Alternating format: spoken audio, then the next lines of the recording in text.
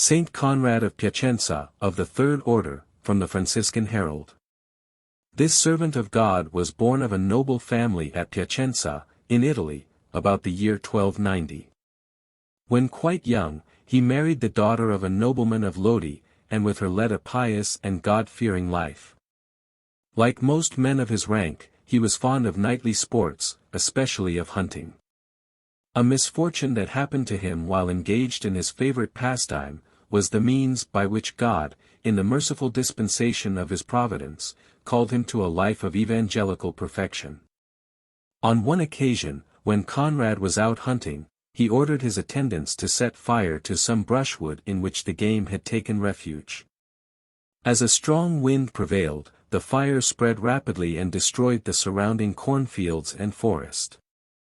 Conrad, horrified at what had happened, secretly returned to the city with his attendants. The soldiers sent out by the governor to discover and arrest the author of the conflagration, found a poor man picking up wood near the place where the fire had originated, and dragged him to prison. The poor man was brought to trial and, overcome by the tortures of the rack, confessed that he had maliciously caused the fire, and was therefore condemned to death. He was already on his way to execution, when Conrad, stricken with remorse, rushed into the midst of the crowd, proclaimed the innocence of the poor man and declared himself to be the cause of the disaster. He then went to the governor and made known to him the whole truth, saying that he was ready to repair the damage. To do this he was obliged to sell all his property and even to sacrifice the dowry of his wife. Reduced thereby to poverty, he did not give way to sadness and despair, but, buoyed up by sentiments of piety and religion, which had been the guiding principles of his life from youth, he looked upon his misfortune as coming from the hands of an all-wise providence and accepted it in the spirit of resignation to God's will. But grace was calling him to a more perfect life. His misfortune led him to reflect on the nothingness and fickleness of the things of this world and on the folly of those who seek their happiness in riches and pleasures. Yielding to the influence of grace, Conrad determined to dedicate himself entirely to the service of God in order to ensure to himself the possession of the imperishable riches of heaven.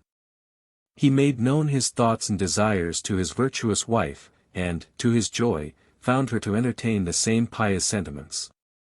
After serious deliberation, she resolved to take the habit of the Order of St. Clare in the convent of Piacenza, and left Conrad at liberty to consecrate the rest of his life to God. Conrad, at that time, about 25 years of age, distributed among the poor the few possessions he had left, put on the garb of a pilgrim, and retired to a solitary spot near Piacenza, called Gorgole. Here some pious men of the Third Order of St. Francis were leading a life of prayer and penance. Conrad begged to be allowed to join them, and received from them the habit of the Third Order. Desiring to belong to God alone, he gave himself up with the greatest fervor to the practices of piety and self-denial. His progress on the way of perfection was so great that the fame of his holy life soon spread far and wide, and caused many to come to him to seek consolation and advice in the troubles that disturbed the peace of their souls. The respect and veneration shown him on all sides greatly annoyed the humble saint, and increased his desire to remain hidden and unknown to men. He, therefore, quietly left his abode and went to Rome, and after visiting the holy places of the city, passed over to Sicily. Here he retired to the valley of Noto, near Syracuse, and entered upon a hidden life of prayer, contemplation, and mortification, first in the company of another saintly hermit, and later alone in the grotto of Pizzoni, near Noto. The spirit of darkness, enraged at the heroic virtues of the servant of God, assailed him with many and most violent temptations to induce him to abandon the life of humility and penance which he had embraced. He even appeared to him in the most horrible forms and inflicted bodily injuries on him. But all the efforts of the devil to shake the constancy of Conrad tended only to make him redouble his prayers and austerities and to cling to God with greater love and confidence.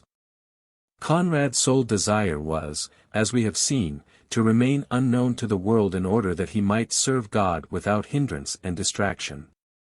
But his humility was to be exalted, and his supernatural gifts were to be a source of blessing for many. The fame of his sanctity in the report of the miracles wrought at his intercession in behalf of the needy and afflicted, drew many to his grotto, among them many illustrious persons. During a famine which had broken out in Sicily, Conrad by his prayers obtained abundant food for the suffering people. The saint coming to Noto one Friday, as is related in his life, to venerate a miraculous crucifix, was invited by some irreligious men to dine with them. They caused only meat to be served. At the end of the dinner, they mocked him for having broken the commandment of the Church, either out of sensuality or excessive simplicity. The servant of God assured them that he had eaten nothing but fish, and to prove this, he showed them the bones and scales of fish lying on his plate, thus confounding their impudence. Some time before his death, Conrad went to Syracuse to visit the bishop of that city in order to make a general confession of his entire life to him. On his arrival at the bishop's house, the birds came fluttering joyously round him, and afterwards accompanied him back to his solitude. After thus leading a life of prayer and penance for about 40 years, Conrad was at length to receive his heavenly reward. The hour of his death having been made known to him by an angel, he received the last sacraments with great fervor and gave up his soul to God, on February 19, 1351. His body was enclosed in a silver shrine and interred in the church of St. Nicholas, at Noto. Many miracles were wrought at his tomb.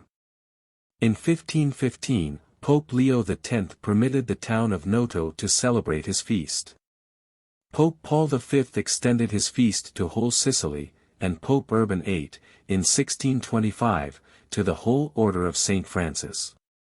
Saint Conrad is invoked especially for the cure of hernia, because, during life and after death, he obtained for many of his clients the cure of this complaint.